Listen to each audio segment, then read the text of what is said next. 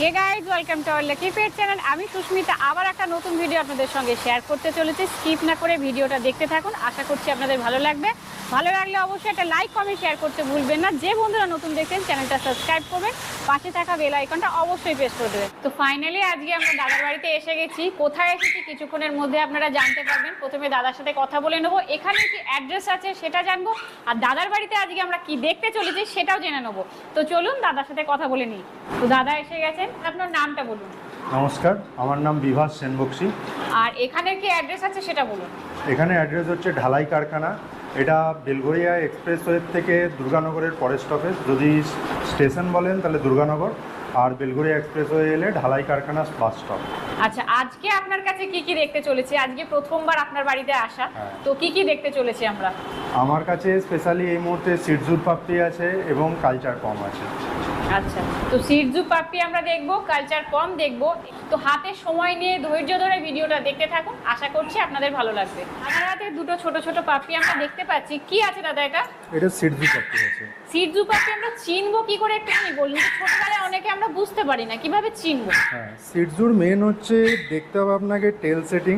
যেটা আমি যতটা বুঝেছি সেটা হচ্ছে টেল হচ্ছে খুবই মানে অন্য লাসা বা যেগুলো এখন মিক্স বিক্রি হয় তাদের থেকে অনেকটাই ছোট হয়, সাইজেও শর্ট হয় লাসার থেকে সিডজু। এবং এদের নাকটা দেখুন, এখানে যেমন পাঞ্চ ফেস টাইপের আছে, এরকম পাঞ্চ ফেস হয়, মানে অনেকটাই ঢুকানো ভিতর দিয়ে। এইটুকু আমি যতটা বুঝেছি আর কি। দুটোর মধ্যে আমার কাছে দুটোই আছে, একটা লাসা একটা সিডজু। তো সেক্ষেত্রে আমি এটুকুই বুঝেছি।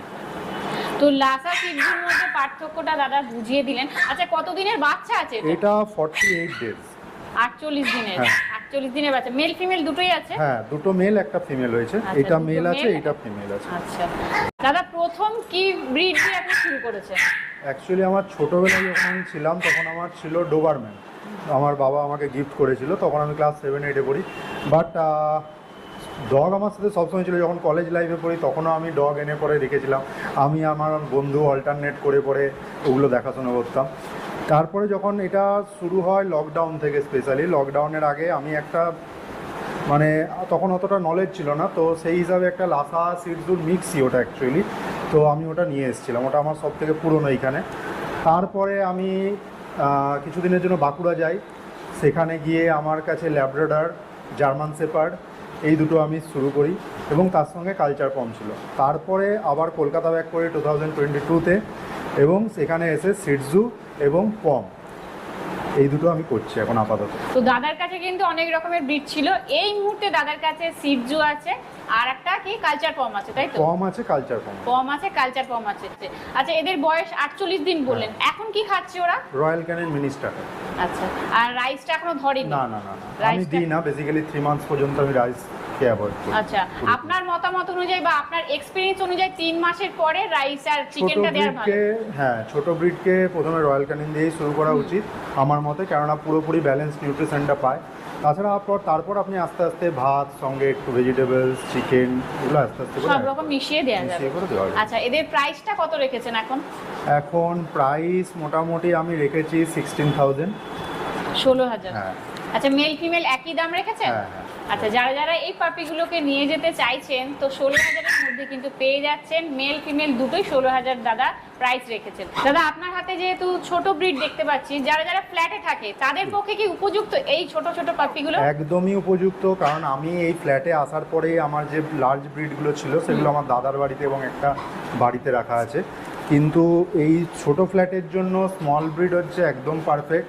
আপনাকে বড় ব্রিডের জন্য আপনাকে ওয়ার্কআউট দিতে হবে, আপনাকে টাইম একটু স্পেন্ড করতে হবে। এদের আপনি ঘরে ছেড়ে রাখুন, কোনো প্রবলেম নেই, আপনাকে আলাদা করে এক্সট্রা কোনো এফোর্ট দিতে হয় না। ওরা নিজেরা নিজেদের মধ্যে খেলবে, সুন্দর, ব্যাস।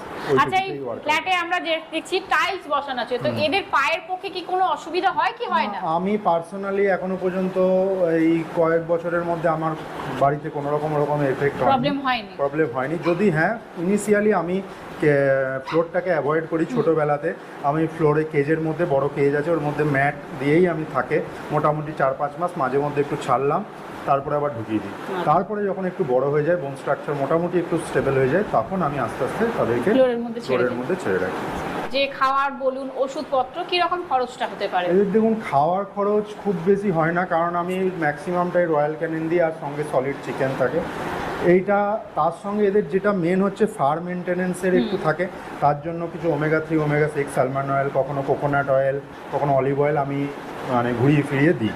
এই দুটো আমি আপনাদের দেখিয়েও দেবো যদি বলেন, তো আছে আমার কাছে, সঙ্গে একটু কিছু মাল্টিভিটামিন, ক্যালসিয়াম, ব্যাস। এই মুহূর্তে আপনার কাছে যে পাপিগুলো দেখছি, এদের ফাদার মাদারকে কি আমরা দেখতে পাবো? ফাদার যদি বলেন আমি আমার সামনাসামনিই থাকে, আমি দেখিয়ে দিতে পারবো। মাদার আমার কাছেই আছে। আচ্ছা, তো এদের মাদারকে আমরা সামনাসামনি দেখিয়ে দেবো, ফাদারের ফটোটা আমরা ভিডিওর মধ্যেই দিয়ে দেবো, আপনারা দেখে নেবেন। তো আপনারা দেখতেই পাচ্ছেন দুটো মেল আছে, একটা ফিমেল আছে। আচ্ছা দাদা, এদের গাটা এরকম কেন একটুখানি আমাদের ভিউয়ার্সদের বলে দিন। এটা অ্যাকচুয়ালি দুদিন বৃষ্টি গেছে, আমি ছোটোবেলায় তো বাত করাই না, এবার ভ্যাকসিনও হয়েছে, তো ফার্স্ট ভ্যাকসিন কমপ্লিট হয়ে গেছে। এবার একটু ওয়েদারটা স্টেবল হোক, তারপর আমি আবার ওয়াশ করে দেবো, এবং যখন যে নিতে আসবে তখন আশা করি এই কন্ডিশন থাকবে না। তার মধ্যে একটু আগেই খেলো, তো খাওয়ার পরে যেহেতু রয়্যাল ক্যানিন ওদের একটু মুখটা নোংরা হয়ে যায়, তো আমি এখন তারপরেই পরিষ্কার করাবো। এখন এমনি জাস্ট ড্রাই বাথের মতো গাটা স্পঞ্জ করে দিই, তো স্নান তো এখন করাতে পারবো না, আর কিছুদিন যাক, তারপরে স্নান করেই তারপরে আমি হ্যান্ড ওভার করবো। ঠিক আছে দাদা, সামনেই আমাদের দুর্গাপুজো, তো আমাদের ভিউয়ার্সদের জন্য স্পেশাল কিছু অফার রেখেছেন? হ্যাঁ অবশ্যই, যদি আপনাদের চ্যানেলের নাম করে আসে তখন সেক্ষেত্রে মিনিমাম আমি ডিসকাউন্ট করে দেবো, 500 to 1000 রুপিস হয়ে যাবে, অসুবিধা নেই। একটা ভালো ফ্যামিলি পেলে টাকাটা ম্যাটার করে না, আমি দিয়ে দেবো। পাপিগুলোকে আপনারা দেখে নিলেন, মাদারকে দাদা আনতে গেছে, মাদারকে দেখিয়ে দেবো, তার সাথে এদের ফাদারের ছবিটা আমরা ভিডিওর মধ্যে অ্যাড করে দিচ্ছি, আপনারা দেখে নেবেন। কিছুক্ষণ আগে আমরা পাপিগুলোকে দেখিয়েছি, তো মাদার সামনে এসে গেছে, আপনারা দেখুন। আর বাচ্চা হওয়ার পর যেহেতু একটু রোগা হয়ে যায়, ওই জন্য ও একটুখানি রোগা হয়ে গেছে, আস্তে আস্তে ওর আবার আগে চেহারায় ফিরে আসবে। আর এর রিয়েল যে চেহারাটা বা এর ছবিটা আমরা ভিডিওর মধ্যে দিয়ে দেবো, আপনারা দেখে নেবেন। আরো একটা ব্রিড দাদার হাতে আমরা দেখছি, এটা কি আছে দাদার কাছ থেকে জেনে নিচ্ছি। দাদা এটা কি? এটা হচ্ছে কালচার পম। আচ্ছা, কালচার পম, পমের মধ্যে পার্থক্যটা কি সেটা কি বলুন? আমি এখনই আপনাদের দেখিয়ে দিচ্ছি, কারণ হচ্ছে এর ফাদার সাইড হচ্ছে toy pom, import line, one side import আছে, আর এটা হচ্ছে মাদার কালচার পম। তো দুটোর মধ্যে ডিফারেন্স যদি বলেন, দেখুন কালচার পম একটু সাইজে বড়, এটা কম্প্যাক্ট সাইজের না, এরকম না যে রেড স্পিচ যেগুলো বিক্রি হয়ে যায় যে অনেক বড় হয়ে যাবে। এটার ওজন আছে আপনারা 2.5 কিলো, 2 কিলো 800 মতো ওয়েট আছে। তো সাইজটা এই ওয়েটে থাকে কালচার পমের, যেটা ভালো কম্প্যাক্ট সাইজের কালচার পম হয়। নাহলে এখন তো অনেকেই অনেক কিছু বিক্রি করছে, সেটা নিয়ে ইয়ে করে লাভ নেই, কন্ট্রোভার্সিয়াল ব্যাপার। কিন্তু এইগুলো হচ্ছে কম্প্যাক্ট সাইজের কালচার পম, যেটার ওয়েট ম্যাক্সিমাম আপনার 3 কিলো পর্যন্ত যায়। এটা দেখতেই পাচ্ছেন মোটামুটি, এই হচ্ছে কালচার পম। এর দেখুন মুখটা এটা অনেকটা বেরিয়ে আসে, ঠিক আছে। দাদা এদের দুজনের বয়সটা কত আছে? এর বয়স হচ্ছে আপনার 2.5 বছরের মতো, আর এর হচ্ছে 1 বছর 7 মাস এরকম। তো দাদার ওই সাইডে দেখতে পাচ্ছেন কালচার পম আছে, এই যে ডান সাইডে পম আছে। এটা মেল আছে না ফিমেল আছে? এটা মেল, এটাই বাচ্চার মানে ফাদার। আচ্ছা, ফাদার। তো মেলটাকে দেখতেই পাচ্ছেন প্রচন্ড ছটপটে, আমরা যতক্ষণ এসেছি ততক্ষণ চিৎকার করেই যাচ্ছে, ভিডিওটা আপনারা এর চিৎকারও শুনতে পাচ্ছেন। তো যেটা এর ক্ষেত্রে একদম এ শুধু ডগ ফুড খায়, আপনি স্যারালেকের চামচের ধরুন 2 চামচ, আর সঙ্গে সলিড চিকেন খায়, এইটা এর গেল।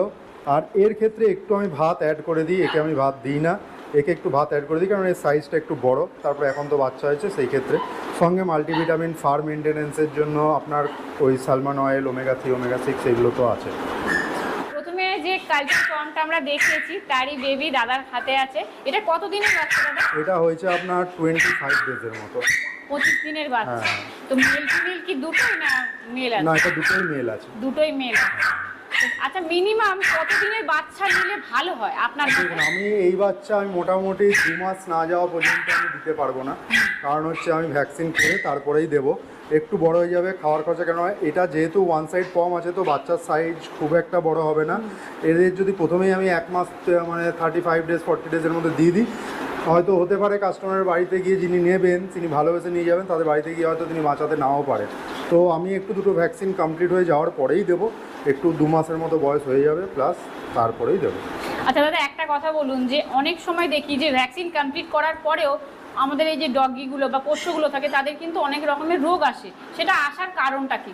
দেখুন ভাইরাস বলে কয়ে আসে না, এবং আমি যতদূর জানি ভ্যাকসিনের থাকলে পরে ওটা প্রিভেন্ট করে, কিন্তু কখনো যে একদমই হবে না এরকম বলাটাও ভুল। যদি তার প্রকোপটা বেশি হয় তখন সেই ক্ষেত্রে হতে পারে।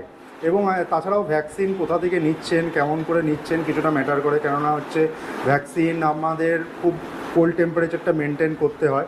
এবার সেক্ষেত্রে অনেকে আসে যে বাড়িতে নিয়ে আসছি, নিয়ে নিলাম, ওখান থেকে দুটো আইস কিউবের মধ্যে দিয়ে দিল, তো দাদা নিয়ে চলে এলো, কিন্তু সেক্ষেত্রে হয়তো দেখা গেল কোল্ড চেনটা মেনটেন হলো না, তো সেক্ষেত্রে ভ্যাকসিনটা তখন কাজ করে না, তো সেরকমের জন্য তখন ভ্যাকসিনের পাওয়ারটা একটু কমে যায়, সেক্ষেত্রেও হতে পারে। তো কোল্ড চেন মেনটেন করা উচিত, ভালো রেপুটেড জায়গা থেকে ভ্যাকসিনটা নেওয়া উচিত আমার মনে হয়। এইগুলো তাহলে আশা করি কিছু হবে না। আমার ক্ষেত্রে আমি এখনো পর্যন্ত সেরকম দেখিনি এখনো পর্যন্ত। আচ্ছা দাদা, নিজেদের একটু মেনটেন করে রাখতে হয়। এদেরকে যে নিয়ে আছেন, কতদিন ধরে নিয়ে আছেন, এই এক্সপিরিয়েন্সটা একটু আমার ভিউয়ার্সদের সঙ্গে শেয়ার করুন। দেখুন, আমি এইগুলোর সঙ্গে খুব বেশি অ্যাটাচ হয়ে গেছি আফটার লকডাউন।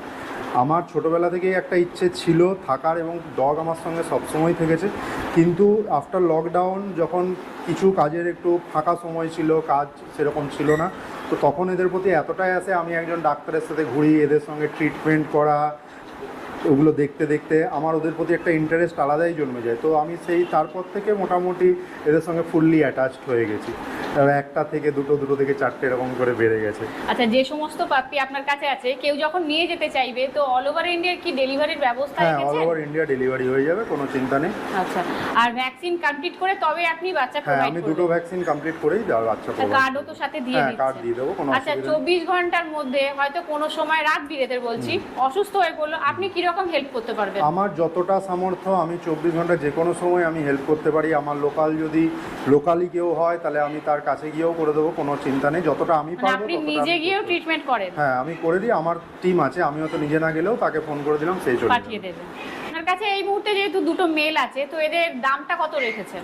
দামটা এই মুহূর্তে এই দুটো বাচ্চা দু রকমের, একটু বড় হলে বুঝতে পারবেন।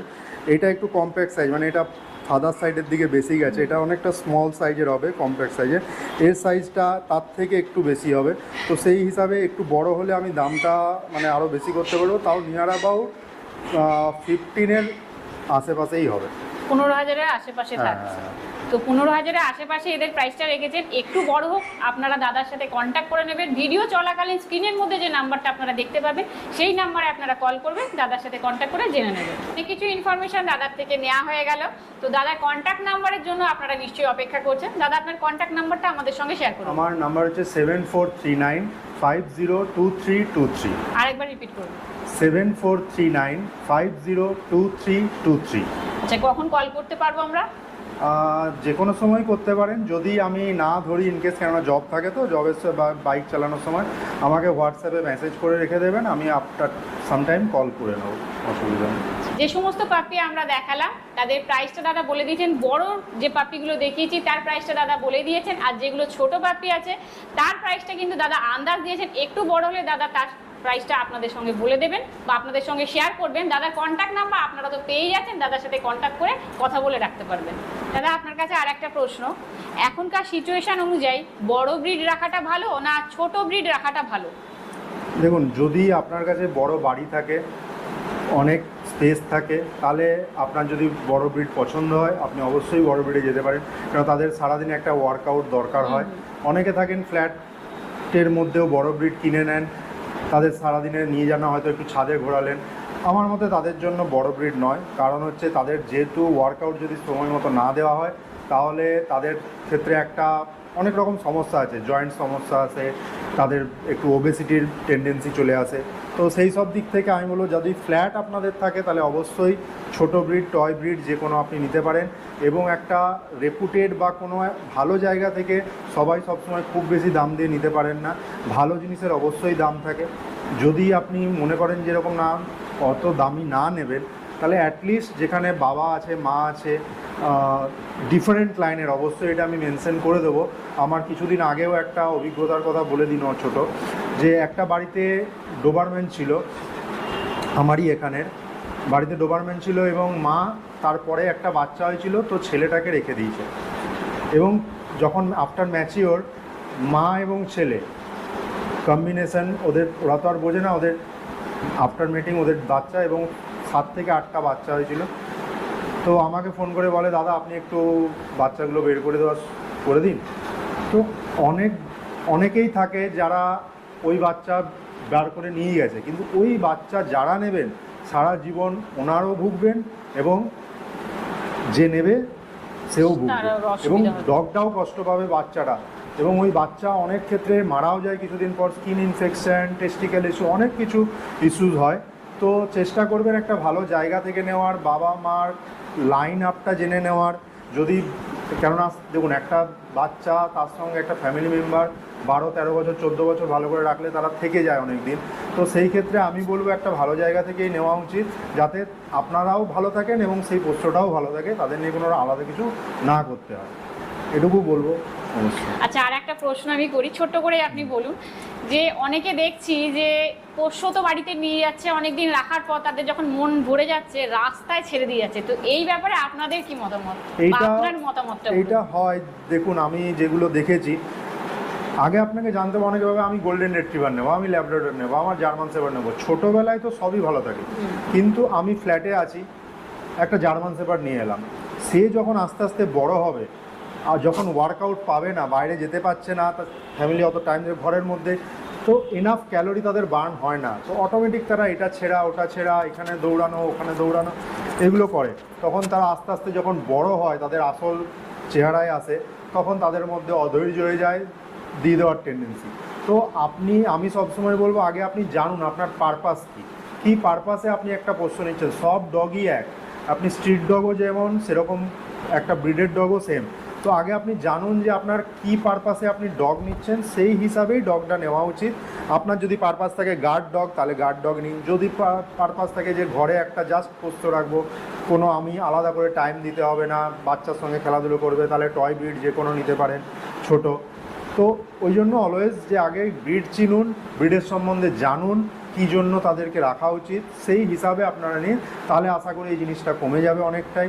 তাছাড়াও এখন কিছুদিন আগে পর্যন্ত অনেকে ডগ নিয়েছে বাড়িতে, তখন কাজের সময় ছিল না, তাদের বাড়িতে অ্যাভেলেবেল টাইম ছিল, তারা নিয়ে চলে এসছে, এখন যখন কাজ বেড়েছে তাদের মনে হচ্ছে সেটা একটা বার্ডেন, তখন দিয়ে দিচ্ছে। তো এইগুলো তো খুবই বাজে। সব দিক দিয়ে মানে ভেবে চিনতে তবে একটা পোষ্য বাড়িতে নিয়ে যাওয়া উচিত। অবশ্যই ফার্স্ট টাইম যে ওনার, মেল নেওয়াটা উচিত না ফিমেল নিয়ে যাওয়াটা উচিত তার? আমার মতে ফিমেল নেওয়া ফার বেটার দ্যান মেল। কারণ হচ্ছে মেলের একটা সময় পর, যদি লার্জ ব্রিডের ক্ষেত্রে স্পেশালি হয়, একটা সময় পর যদি মিটিং না পায়, সেই সময় তাদের, এটা তো ন্যাচারাল ব্যাপার, তো সেই সময় তাদের একটু অ্যাগ্রেসিভনেস চলে আসে, একটু বাড়ির লোকেরও প্রবলেম হয়, হাম্পিং করার একটা টেন্ডেন্সি চলে আসে। তো সেই ক্ষেত্রে আমি বলবো ফিমেল অনেক বেটার। অনেকে ফিমেল নিতে চায় না তাদের সিজন চলাকালীন সেই সময়টার জন্য, কিন্তু সেটা কোনো ম্যাটার করে না আমার মতে। আমার ম্যাক্সিমামই ফিমেল, এই একটাই মেল আছে আমার শুধুমাত্র, আমি কোনো রকম সেরকম এফেক্ট মনে করি না। ফিমেল অনেক বেশি ওবিডিয়েন্ট হয় মেলের থেকে, অনেক বেশি কথা শোনে। তো ফার্স্ট টাইম ওনারের জন্য আমি অবশ্যই বলবো ফিমেল, গো ফর ফিমেল।